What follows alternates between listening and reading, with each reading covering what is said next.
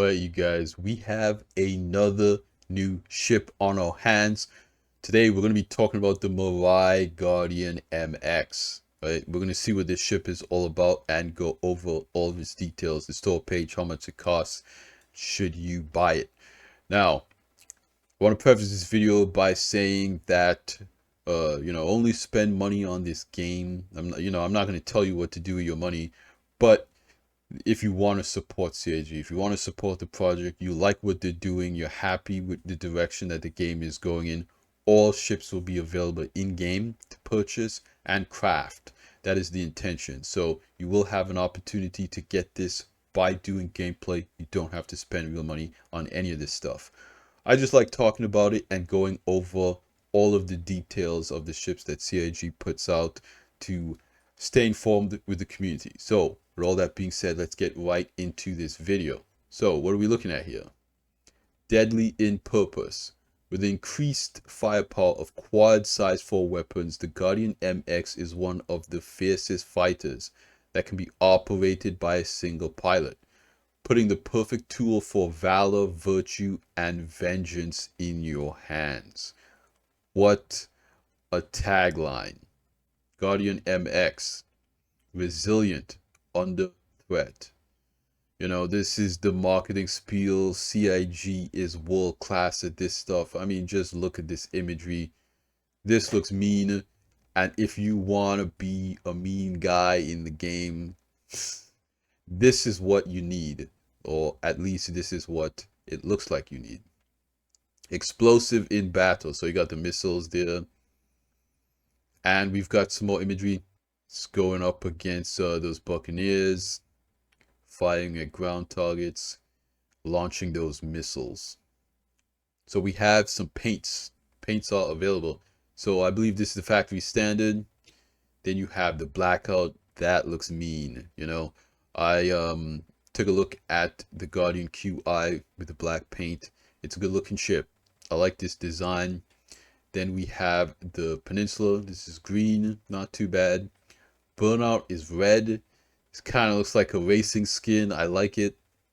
Then we have Harlequin. Again, this is another racing looking skin. You got the giant Mirai branding on there. I like to see it, right?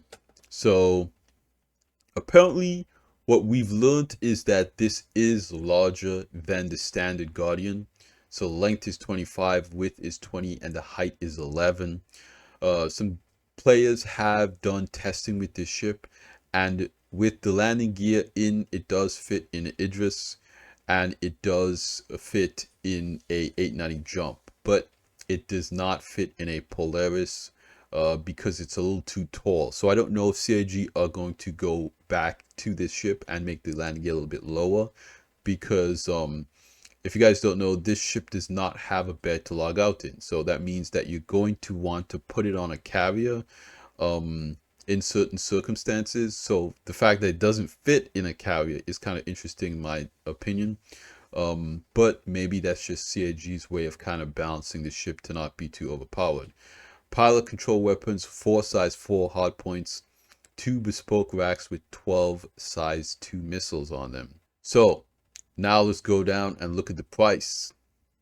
We have standalone Guardian MX plus Harlequin paint for concierge members, $270, right? So not too much more expensive than original. This is War Bond though. Then War Bond for non-concierge members. This does not include Harlequin paint, $270, same price. And then we have the 10-year insurance for store credit. That is $290, right? So this is getting, pretty close into F8 territory, right? The F8 is $300. So it's a little bit cheaper than the F8, but with this, you do have a suit locker in the back and you do have a gun rack. It is a lot of interior to not have a bed to log out in, but it does have 2 entrance and exits like the original Guardian, so you can enter to the front or the back, which I do appreciate. And that's it for the sales. Now let's look at the paint packs. So we have the Guardian Trio pack plus Harlequin paints, right? $675. So if we look at it there on each different ship, right? You can apply it, but it only has that red Mirai logo on the Guardian MX. So the Guardian QI and the standard Guardian do not have the big branding. Then we have the Guardian Trio Pack without the paints, $675, same price. Then the Guardian Trio Pack 10-year, $750. Again, none of the paints, that is store credit. Not bad. And here we have the standalone paints. You can see all of them there. So the concierge paint for the MX, the Harley Quinn paint, is apparently compatible with the other Guardian series, but it's gonna look a little bit different. CIG has also done this with the Hornet, with the Super Hornet Mark II, where you can apply the paint or whatever to the standard Hornet, but it looks a little bit different than the Super Hornet version. So they've done kind of the same thing here, where the Guardian MX paint has the logo on it, and the standard Guardian does not have that. And then we have the other concierge paint here, the black and the gold. Then we have the non-concierge paint pack for all 5 of the paints. Then we have the Peninsula paint for $750, the blackout paint for $750, and the burnout paint for $11. It's a little bit more expensive. $750 for the Desert Dusk and $750 for the Red Skies. These are the older paints that are the standard. Not entirely sure if the burnout paint and the blackout paint are compatible with the other Guardians as well as the Peninsula paint. Not sure, but you could also kind of see the difference in the size of the wings there. On the standard Guardian, they do look a lot slimmer. It's very large on, let me zoom in on that a little bit. You can see that the wings on the MX are very large compared to the wings on the standard Guardian. And I have fit the standard Guardian in the Polaris. So yeah, the new Guardian is a little bit bigger. And then you have the upgrade. Very cool. I like this ship. I don't think it's for me personally, right? It's very high up there in price in terms of what, you're getting. I would really like to see a bed to log out in for that price. Otherwise, I would just get an F8, right? It's only $10 more than this. But I think that, this ship is a good offering.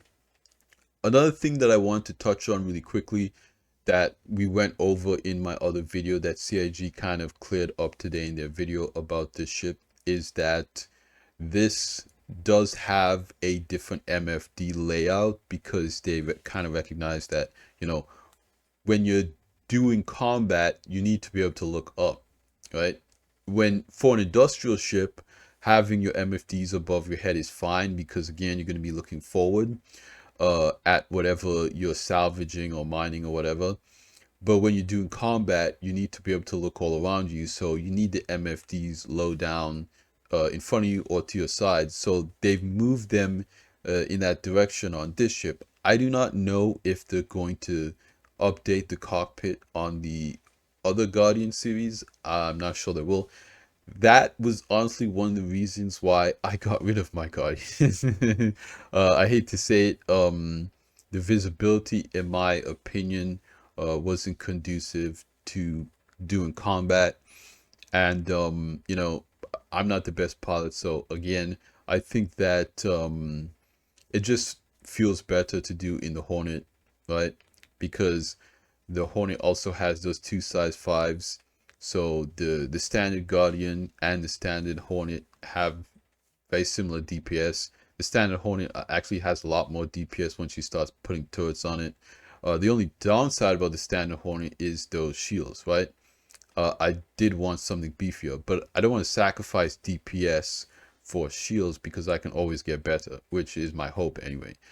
So I think for a lot of people, they're still looking for that happy medium ground where they can find a heavy fighter that has a bed to log out in and has at least 2 size 5s.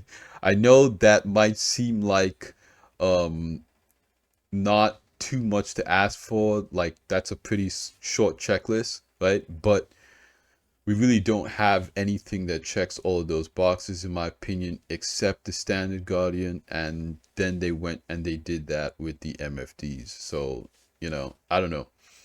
Let me know what you guys think on this ship. For me personally, it's not for me, but I can definitely see why people would be very interested in this ship. You've got those 4x4s, you got a lot of missiles, you've got 2 entrance and exits, you know, you've got the suit locker and all the creature comforts, all the advanced features that new ships are coming with now to prepare for engineering. The big downsides with this ship, in my opinion, probably going to be the fact that it doesn't have a bed to log out in, and it's very large. It's too large to fit in a Polaris. But other than that, I think this is going to be a lot of fun for a lot of people, and a lot of people are going to do a lot of damage in this ship, right? If you're doing any of those PvE missions, this should be able to handle a lot of those with ease. So that's kind of my feedback on this ship. Exciting stuff. We love to see all of the things coming out for the game. But that's going to be it for me in this video, you guys. Thanks for hanging out with me again. Like I always say at the end of these videos, you guys, like the video if you liked it, subscribe if you want to see more, and I'll see you guys in the next one. Salute.